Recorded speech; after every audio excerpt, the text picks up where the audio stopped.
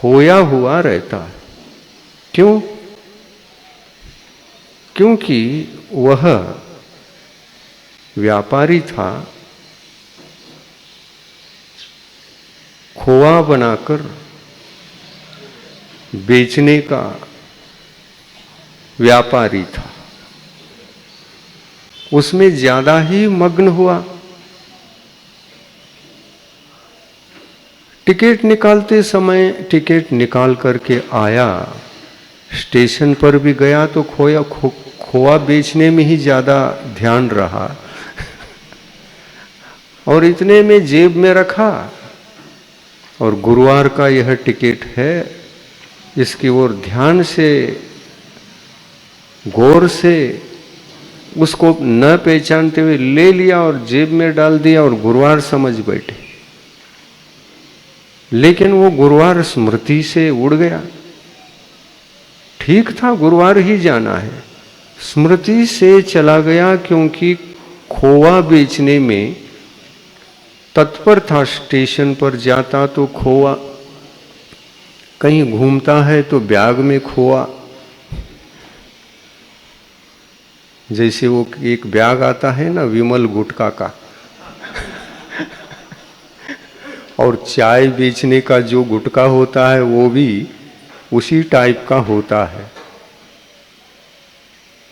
ऐसे गुटके में रख करके, उसे बैग में रख करके उसको, जैसे गुटखा बेचने वाला बहुत बेचता है और बहुत कमा लेता, वैसे खोए से कमाने के चक्कर में स्मृति से उड़ गया। वो ये मत पूछो अब, क्योंकि उदाहरण है कि वो सम्यक दृष्टि था क्या मिथ्या दृष्टि था। अरे इसको जान करके क्या करोगे? स्मृति भंग हो जाना एक मिथ्या दृष्टि को भी संभव है और एक सम्यक दृष्टि को भी संभव है। हम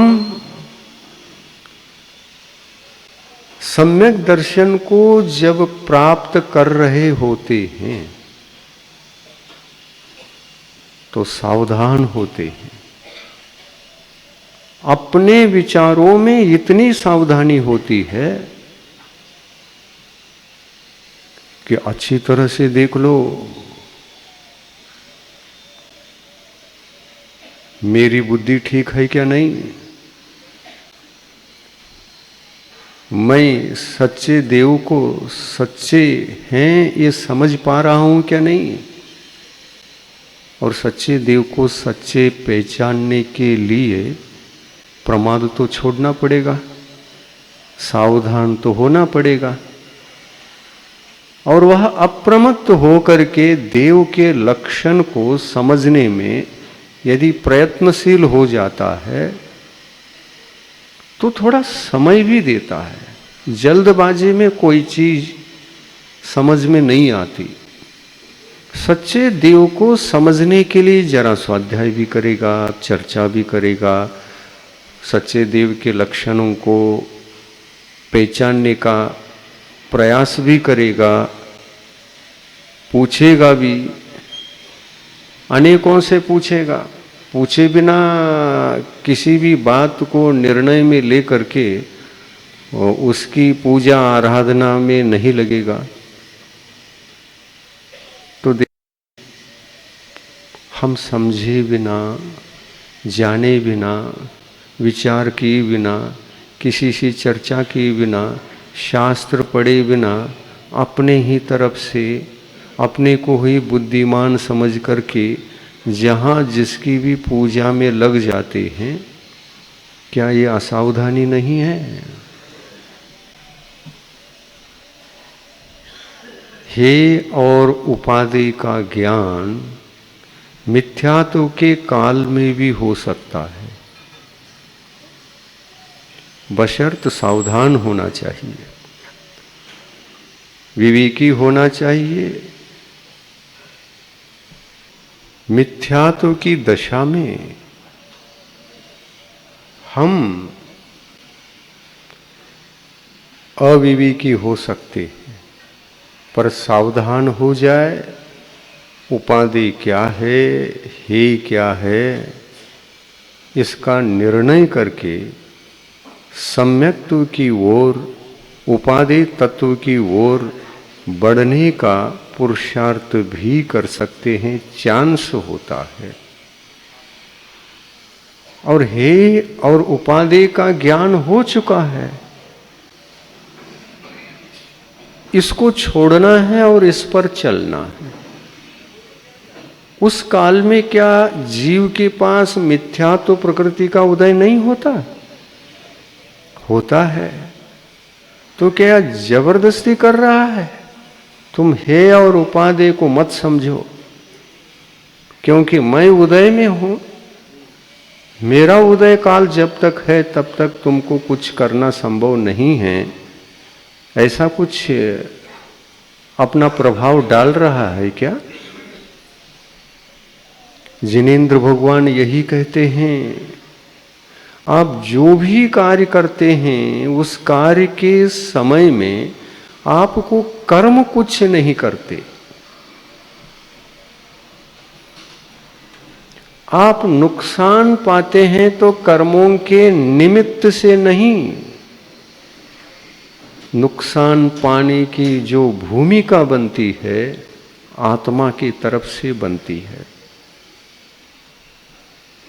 आत्मा की तरफ से भूमिका निर्मित होती है और अपने तरफ से भूमिका बनाकर वह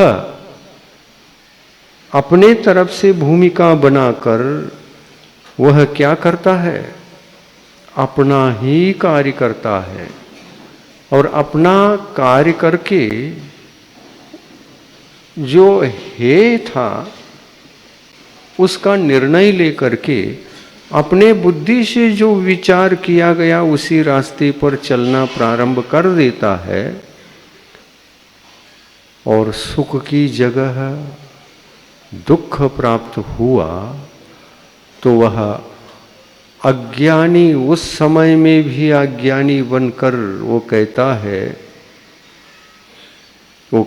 है हमारे कर्म ठीक नहीं है। किसको दोष देता है? कर्मों को। हमारे कर्म ठीक नहीं, यही ठीक नहीं। अब ये भी पता नहीं है इसमें और कर्मों में क्या अंतर है। इसका मतलब होता है भाग्य। हाँ, उस भाग्य को कर्म लिख सकते हैं। उस भाग्य को कौन लिखता है? आपने इस समय में इस दिन यही किया था, ये कौन लिख रहा है? ऐसा मत समझना कि कोई बहुत बड़ी शक्तिमान कोई लिखने वाला बैठा है। ऊपर वाला पासा फेंके, नीचे चलते दांव, कभी धूप कभी छांव। एक भजन है कभी धूप कभी छांव, है ना? उसको सुनो,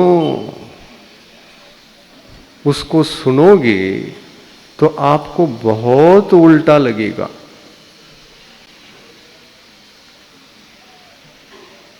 जब आप कर्म सिद्धांत के प्रवचनों को सुन करके सुख कौन देता है, दुख कौन देता है, सुख दुख मिलने के अपराधी, प्रथम अपराधी कौन है और कौन अपराधी बनकर अपराध करता है और अपना लेख लिखता है, वो पहला व्यक्ति तो आत्मा ही है। वह पहला व्यक्ति तो खुद हम ही हैं, आत्मा ही है। कर्मों को किसने बुलाया? हाँ? कर्म स्वयं आए क्या? पाप कर्म, मिथ्यात्व कर्म आदि स्वयं आए क्या? नहीं आए हैं। किसने बुलाया? आत्मा ने बुलाया। कब बुलाया? विवेक से कुछ सोचा नहीं, स्वाध्याय किया नहीं, किसी से पूछा नहीं, चर्चा की नहीं, क्या है, क्या उपादेय है, कौन सा कार्य करने से पहले मुझे कुछ सोचना चाहिए कि नहीं, कुछ नहीं। प्रथम अपराधी आत्मा है। इसको लिखने वाला प्रथम अपराधी आत्मा ही होता है। ये कर्म आ गए, आश्रवित हो गए, आश्रव के उपरांत बंद भी हो गया और ये आकर के बस गए और हमको जीवन में सुख दुख का परिणाम भोगने के लिए हम तैयार हो गए और भोगना शुरू हो गया। और उस समय जब दुख होता है तो सोचता है मैं इतना प्रयास कर रहा हूँ, हर शनिवार जाता हूँ, तेल भी डालता हूँ, दीप भी जलाता हूँ और भगवान से प्रार्थना भी करता हूँ, हे शनि देवता, जो कुछ भी मेरा जीवन है आपके हाथ में है, आपके हाथ में है। मेरा जीवन का सुख भी आपके हाथ में और दुख भी आपके हाथ में। शनिवार के दिन जाते हो क्या? नहीं, कोई नहीं, कहीं नहीं जाते। बहुत अच्छी बात है। कहाँ जाते हैं? मंदिर जाते हैं। मंदिर क्यों जाते हैं?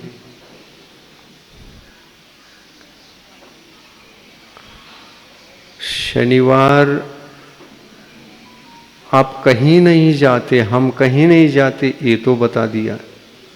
शनिवार फिर दूसरी जगह क्यों नहीं जाते? शनि देवता की भी मंदिर है ना, उधर क्यों नहीं जाते? अरे दुनिया जा रही है, आपको क्या हो गया? क्यों नहीं जाते हो? सब लोग जा रहे हैं, वो अज्ञानी है क्या? कुछ तो मिलता होगा तभी तो जा रहे हैं। कुछ तो मिलता होगा तभी वहां भीड़ लगी है। कुछ तो मिलता होगा इसलिए उनको विश्वास बैठा है। ये विश्वास किसका? आत्मा का ना। और आपका भी विश्वास किसका? आपका ही है ना। आपको विश्वास किस पर है? शनि देवता पर या अरहंत भगवान पर? ऐसा क्यों घटित हुआ कि अरहंत भगवान की ओर आपका विश्वास लौटा और दुनिया को देखते हुए भी वो अब उधर जाते हैं, तब भी आपको उस दृश्य को देखते हुए भी उस पर विश्वास बैठ नहीं पाया? क्या शनि देवता ये नहीं लिख सकता?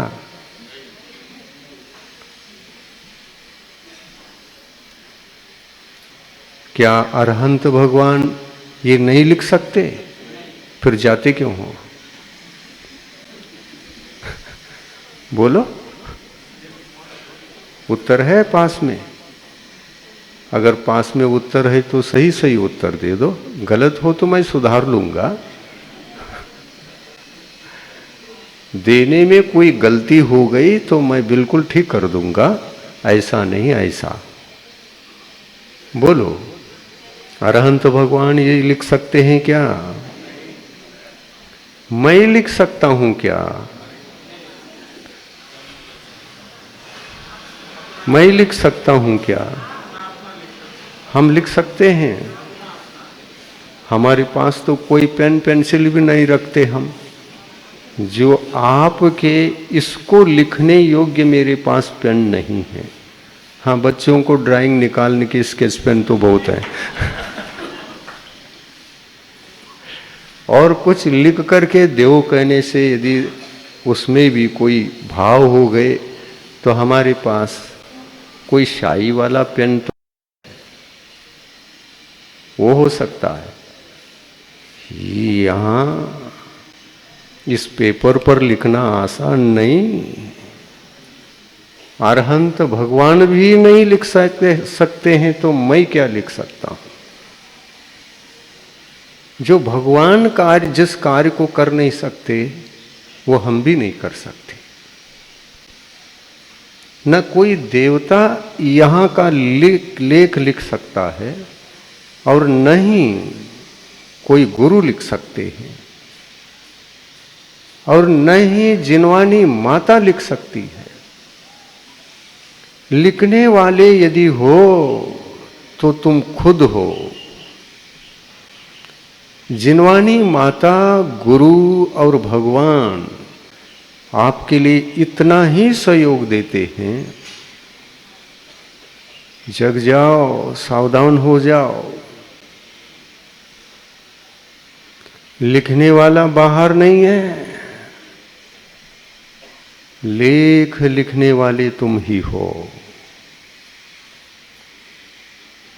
ऊपर वाला पासा फेंके और नीचे चलते दांव। हम ऊपर वाले के खिलौने हैं, वो जैसा उनकी इच्छा रहेगी उनकी इच्छा के अनुसार ही हमारा चलेगा। उनकी जैसी मर्जी होगी उस मर्जी से ही मेरे जीवन की हर घटनाएं घटती रहेंगी। वो कराता है, मुझे करना पड़ता है। वो पासा फेंकता है, मुझे चलना पड़ता है। वो पासा पासा है, फेंकने वाला अलग है, ऊपर है। और ये हमारे जीवन की घटनाएं दांव कहलाती हैं।